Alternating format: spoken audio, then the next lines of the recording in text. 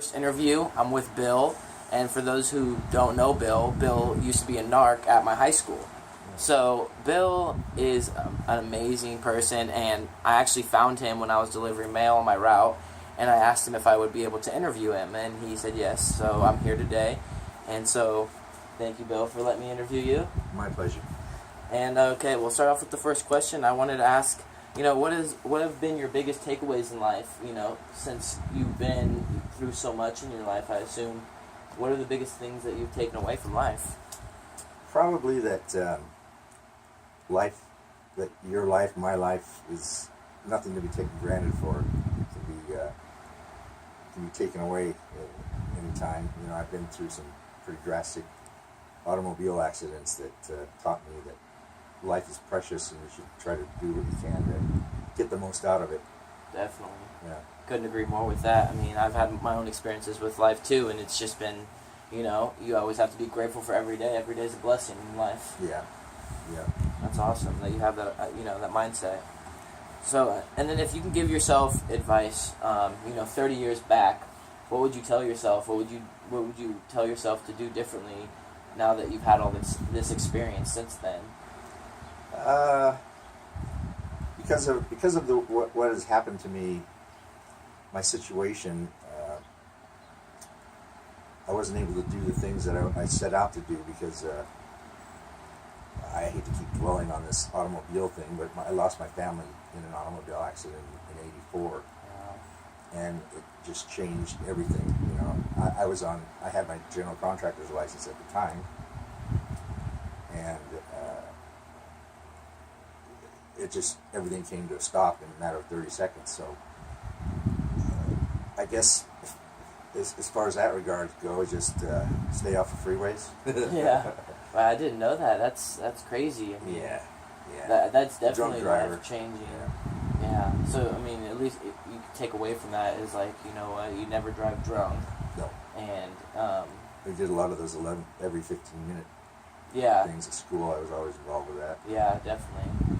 It's tough. You have these goals set in life, and you're shooting for them, and everything's falling into place, and then all of a sudden something happens, and it. So as far as advice 30 years ago, 30 years ago, it's probably been 30 years since the accident. I just say keep plugging, no matter what hits you. Yeah. Just keep going. Yeah. Just keep moving on. Yeah, keep moving forward. Keep moving. Definitely. I mean, I'm not trying to relate my experiences with yours because obviously everything is unique in its own manner. But, I lost my dad too, and, it's a tragic experience to lose loved ones that you've grown up with and you've been around, and it's just like, once you have someone that's gone in your life, you look at life in a whole different perspective, and you're looking at life like your life could change at any moment. And like you said, like you're going on your straight path, you got your goals set and everything, and then all this stuff just comes into life that you weren't expecting, and it's out of nowhere. Yeah. So yeah, that's definitely something to think about. Just let it go. Alright, yeah, so the phone's ringing, so we're gonna let that one go. And then if you could change anything you've done in your life, anything, what would it be and why? I had the opportunity to go to the University of Tennessee when I was, 18 or 19.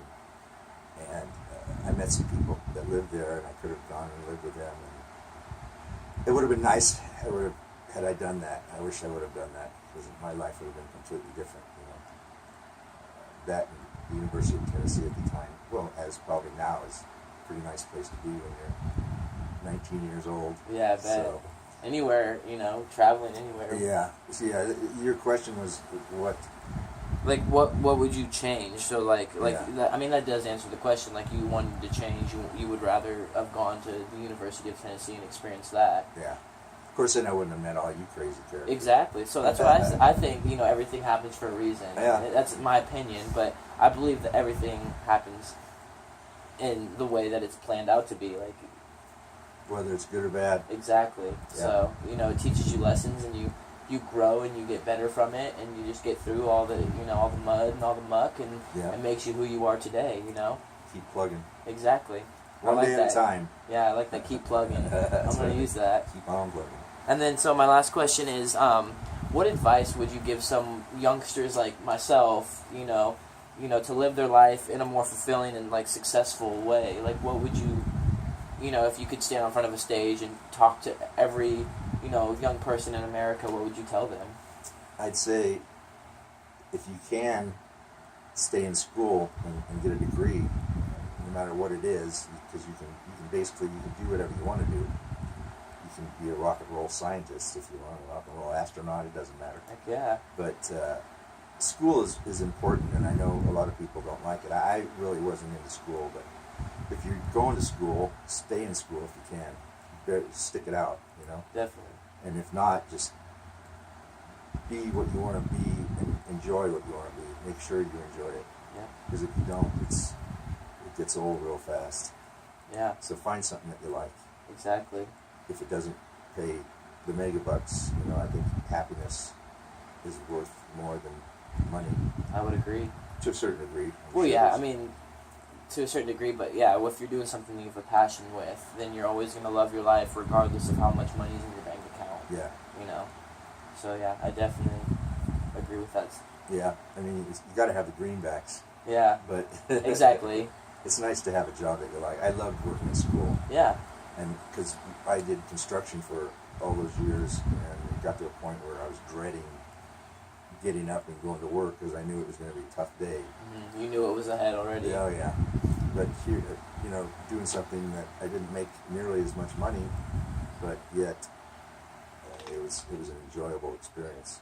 Yeah, and let's touch on that a little bit. Like, how did you end up at Concord High? How did you end up, becoming a narc at Concord High? Well, it goes back to the accident that we were in. I was retraining myself in electronics. I was going to work at an electronics store. Okay. So I was going to DBC at the time.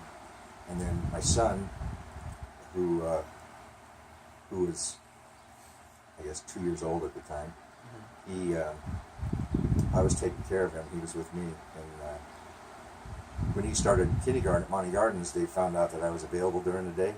So instead of dropping him off at school like the rest of the parents, I stayed there for the whole day and worked at Monty Gardens.